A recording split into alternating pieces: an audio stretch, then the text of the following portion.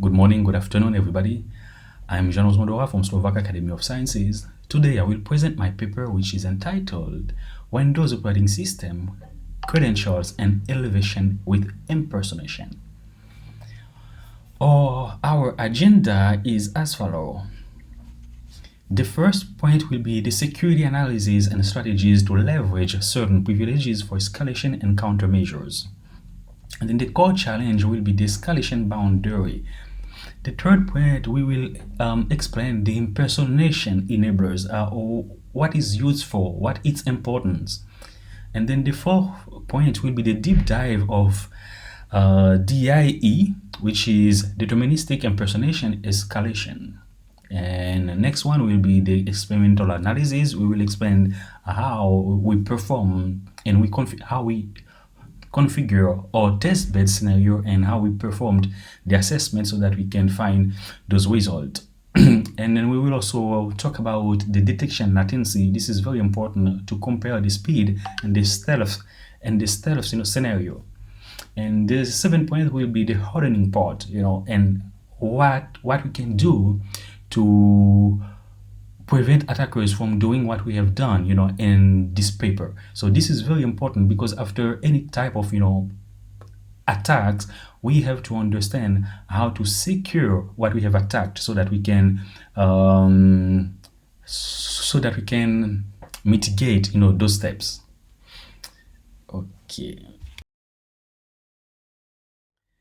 Okay, so what is the core challenge? The escalation boundary. We will here, define the threat, and despite modern security, certain administrative privileges enable a deterministic path from medium plus integrity processes to system level. And after, we will explain how this works. The structural weaknesses or vulnerabilities known as the escalation boundary problem, where restricted processes manipulate the kernel security implementation. A lot of time it happens. Let me give a brief example. For example, that there is an attacker that gets inside of an Active Directory, to a computer. And then the thing is that he can check some application processes that are run on the administration session ID. For example, Notepad is used, mostly from standard user or explorer.exe standard user. But however, svchost.exe use a higher privilege. And so therefore, if an attacker gets into a system, he will always try to manipulate that application process. And we will explain it exactly how it works too. And the impersonation enablers, this also can work in that way, like by identifying some application processes, and then you can impersonate something, and then you can use the impersonation enablers. The presence of critical privileges that can be abused to circumvent traditional user account control. When an attacker scans the system, some privileges may be revealed. Based on which type of privilege and how they are set, how they are configured, the attacker by then will know how to address them and how to try to attack the system to get to another point. Because most of the time, as I mentioned earlier, most of the time when an attacker gets into a system, so they landed on the system as a standard user, as a regular user, not as an administrator. It's very rare that we see that, but it also happened that they just land on the computer and as an administrator of privileges, which is totally catastrophic. So the impersonation enablers, we will give some examples of names of privilege ID and the escalation logic. The first one is cdebug privilege, that it can attach to any PID via Open Process API. And cimpersonate privilege, this is the second one that can captures and uses token connecting to a pipe. After the cbackup privilege, what it does, when we realize that this type of privilege is set on an Active Directory on a computer, let me say, and we can use it to bypass the file system DACL, so dynamic access control list, for read access. And then the silo driver, which we will explain deeper after, that can be used to load arbitrary sys files for performance, for execution. And the C creating token privilege can also be used, can forge a system token from scratch. Now let's have a deep dive on the deterministic impersonation escalation. The mechanism is that the abuse of this type of privilege via pipe hijacking. We mentioned that earlier, via pipe hijacking, right here. So, okay, and the attack vector. The attacker can create a named pipe, let's say that pipe spoof.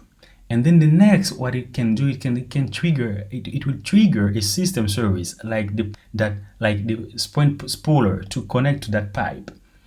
And then for the duplication, it's like it can be used to retrieve the impersonation token and convert it to the main token via the duplicate token X API function. And then the last one is to spawn an elevated process like PowerShell.exe or CMD.exe with the system integrity. Now, the empirical analysis and how we performed our exploitation. The first thing is that we have to simulate the attack as malicious actors do. So therefore, we isolate devices, from a specific type of environment. So we set the lab, and then for the attacking machine, you can decide, to use Parrot or Kali, doesn't matter, but the one that you are most confident with. And we use also, the Windows and the Windows 10 and Windows 11, and the security measures on Windows 11 is credential guards, but on Windows 10 we use the EDR.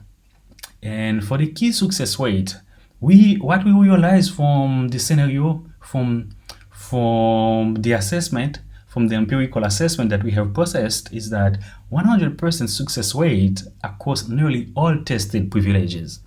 And on Windows 11, however, the C impersonate remains resilient, like around 95% success rate. And on the Server 2025, the aggressive attack surface reduction ASR dropped C impersonate privilege success to 15%. Now we have to evaluate also the detection latency, and which is the speed and stealth. The mean time to detection, we can decide based on, of course, after scanning, what privileges are present on the system.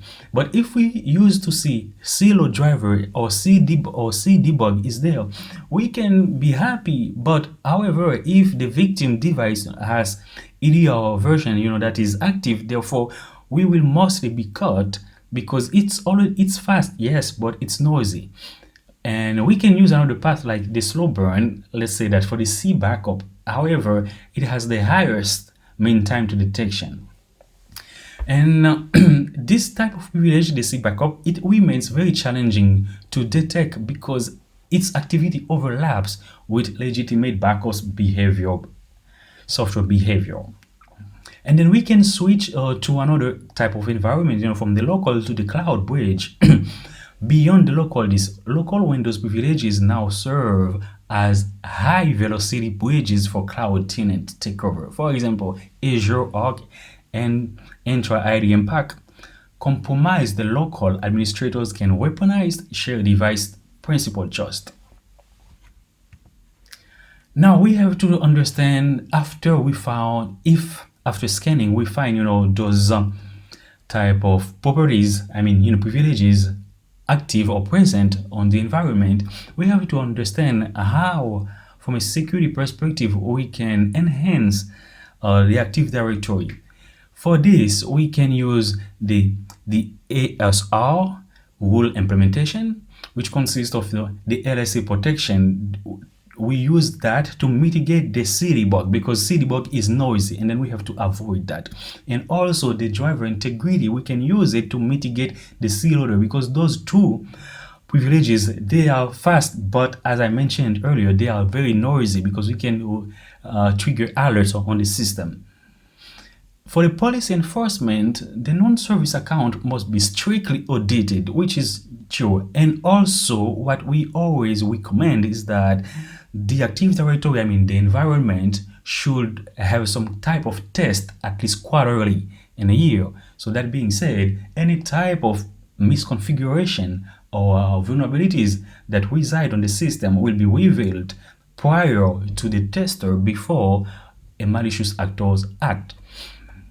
In our future focus, we will shift toward virtualization-based security enclave architectures and why we want to do that? Because we want to isolate the identity secrets. So to conclude the trade-off, these 9 privileges that we see right here in this table below, they represent a fundamental design trade-off between administrative flexibility and security.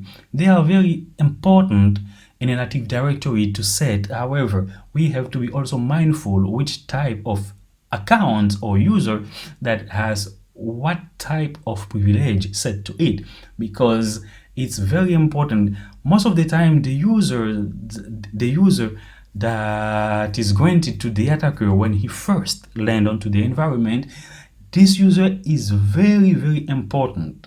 And then we have to know which type of privilege is granted to that user. This is paramount. In the hybrid cloud era, local privileges must be treated as tenant-level credentials. For the competitive edge, our research provides the mathematical and empirical framework to close the gap between the medium integrity processes and cloud-wide compromise. Thank you for understanding. Thank you. If you want to reach out to me for more information, please feel free to contact me via this email address, or if you want to know much more about me, please feel free to scan this QR code.